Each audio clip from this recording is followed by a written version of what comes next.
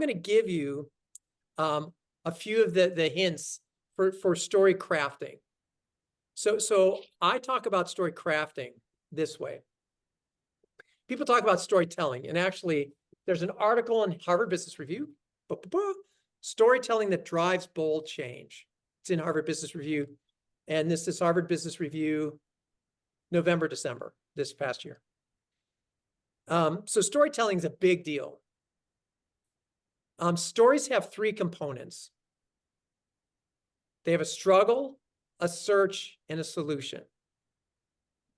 And so if you're binge watching anything, I'm sure none of you are because you don't spend your time that way.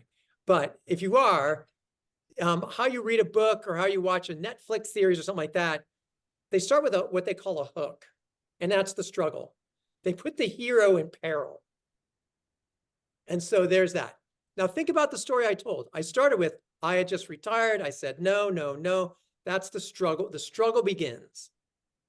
So then you have to start with putting the hero in peril. And then there's a search. A search is slaying dragons. There's a journey involved in this thing. And I told you the story of the ups and downs and how we got through this. I told you we went to Nashville. Nashville has nothing to do with relevance to the story other than, have any of you been to Nashville before? Okay, so for Nate, it created a picture in his head. He's been there. And if you haven't been to Nashville, it created a picture in your head about that too. So I put you in the place. Why? Because as you tell a story, the person you're telling the story to becomes the hero in your story. And they want that hero to win.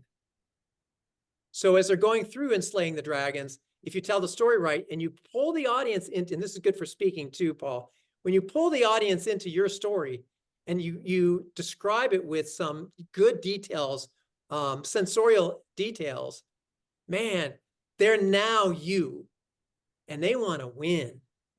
So you go through the struggle, there's the search, and then there's the great resolve, the solution at the end, which is great. And then in Netflix and Dan Brown books like Da Vinci Code, and then what they do in the last two paragraphs is they just tease it again and put the hero in a little bit more danger again. And you have to turn the page. So also at the end of your stories, you should do that as well. And in selling, they tell you, leave the customer wanting more. And I don't want to do that in an ugly, icky, swarmy way. But you put so much value on the table, they know there's more underneath this. And so they want to engage you more. And to me, that's the cliffhanger at the end. They want to know what's next. Makes sense? Struggle, search, solution. I hope you wrote those down. Struggle, search, solution.